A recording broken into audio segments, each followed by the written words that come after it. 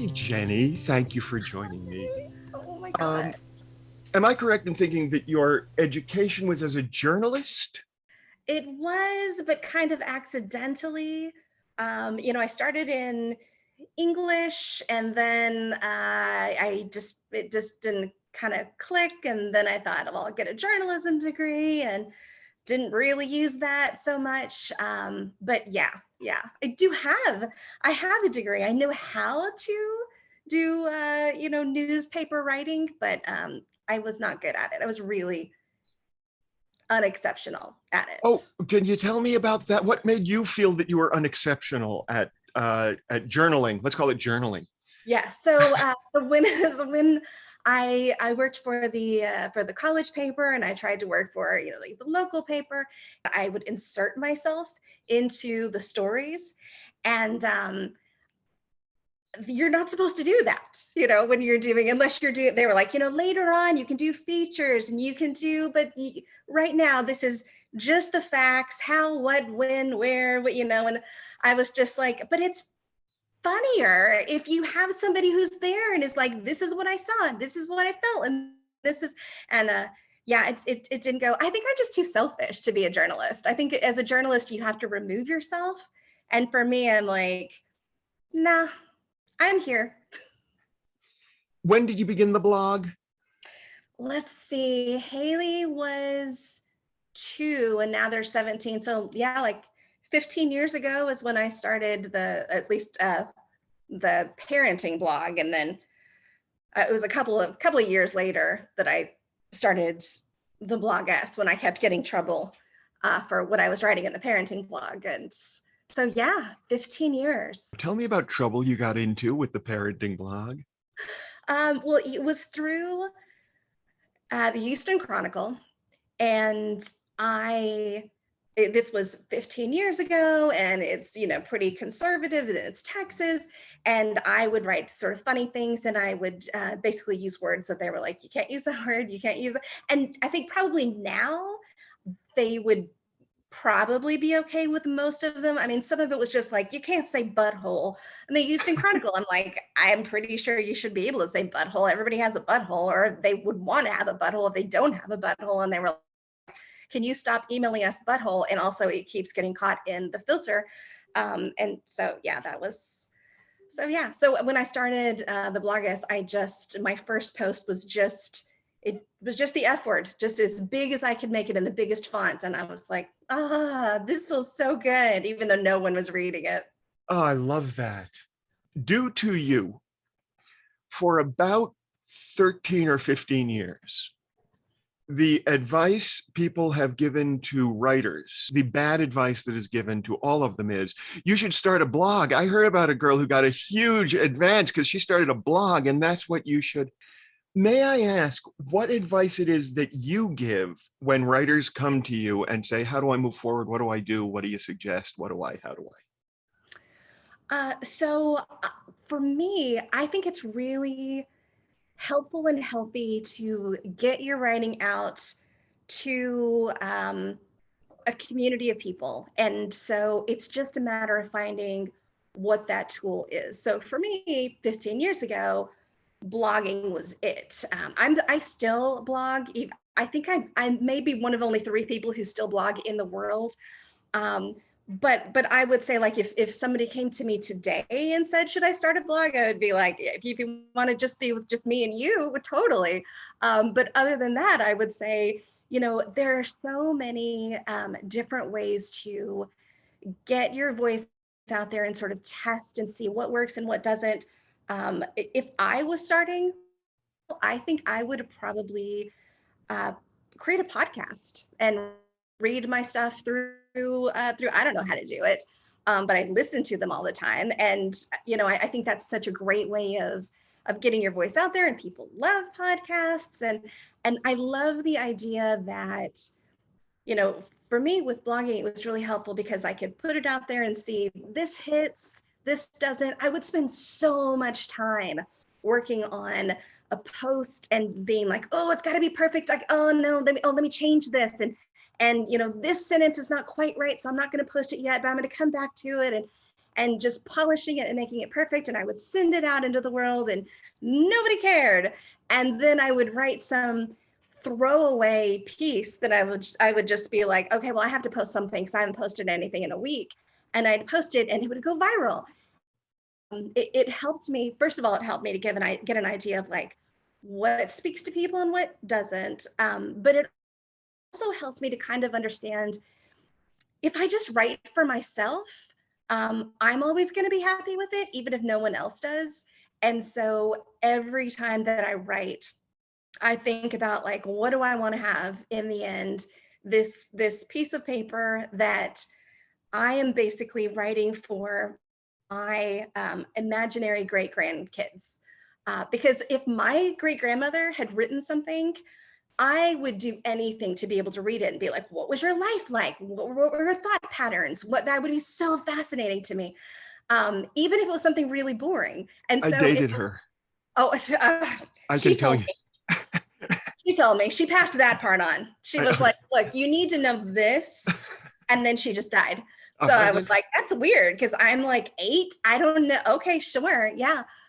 But it's like it's really helpful because even if it's something that I look at and go, oh, I bet nobody's going to want to hear this. Sometimes if I just write it down going, my great grandkid would want to hear it. And then I can always come back later and delete it because I delete easily 50% of all the stuff that I write, probably more. But yeah. In all of the writing of yours that I've read, Mhm. there's a sense of currency. Do you write on a schedule? Do you write with inspiration when inspiration hits?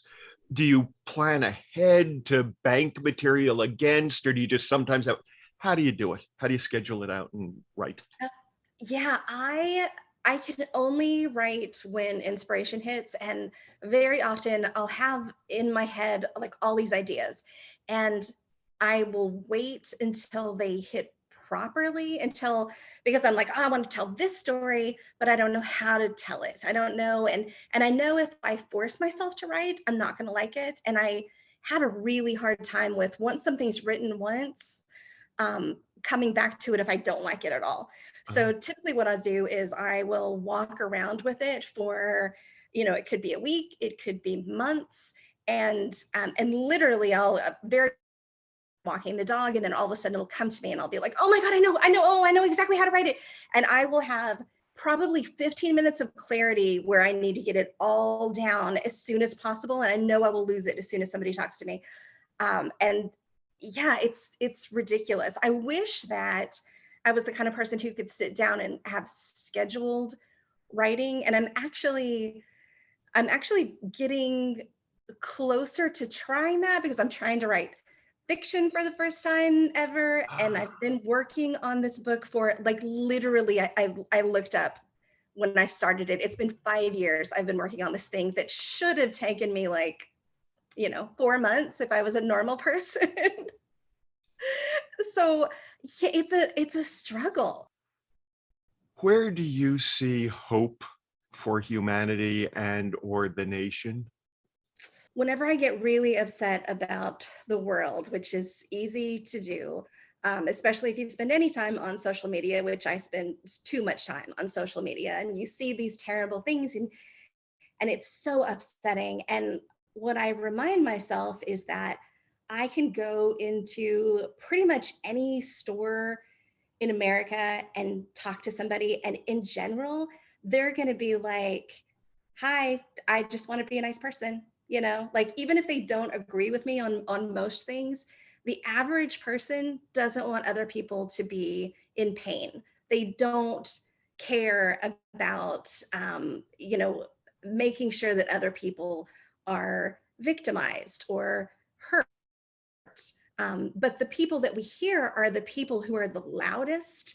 And so it's easy to feel like everyone in the world is screaming, when really most people in the world are just taking care of their kids and taking care of their parents and trying to survive. And generally, I think there are more good people than bad. And I think that there are a lot of people who are just quiet because they're afraid to talk. and that we shouldn't look at them and say, well, because you're quiet, that means you are automatically on the wrong side. You know, you're automatically against me. I think it's important that we listen to that quiet and that we go and talk to people and say like, well, what are your thoughts on this?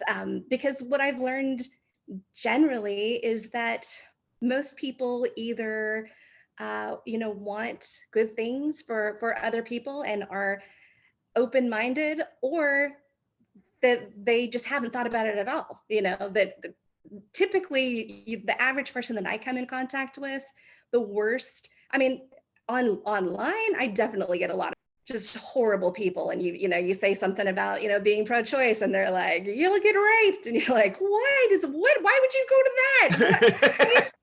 That's a weird, okay. So I would say, listen to the silence and realize that in that silence, there actually is a lot being said.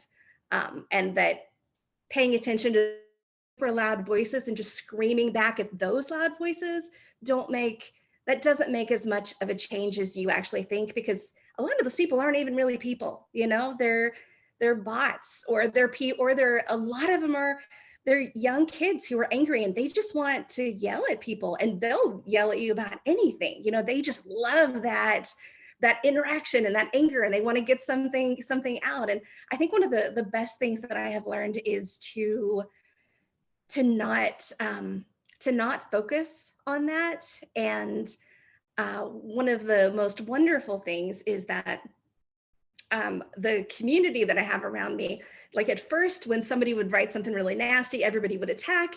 And now I think they've kind of gotten to the fact where they're like, oh, okay, this person who said this terrible thing, they must be in an awful place to have to say something so horrible. So either we're going to like nicely say, actually, here's the real story behind that. You can have your opinion.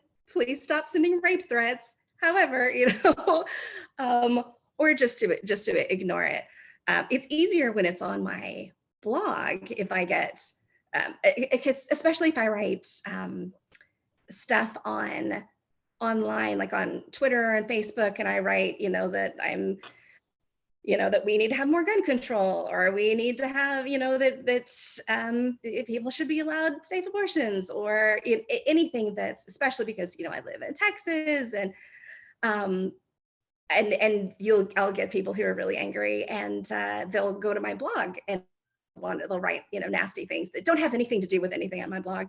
And really nice is that because it is my blog, what I can do is I can go in and I can change their comment, and I will change some of the words that they've written, and I will change their spelling so that it looks like they've misspelled pretty much everything throughout their comment, which is really nice, because typically what they do is they will send it to all of their like 4chan friends and be like, look what I just did to this bitch. And then they'll go and all their friends will be like, how do you not know how to spell this stuff? And then it's really embarrassing for them. And it's fantastic. It makes me so happy. That's absolute genius.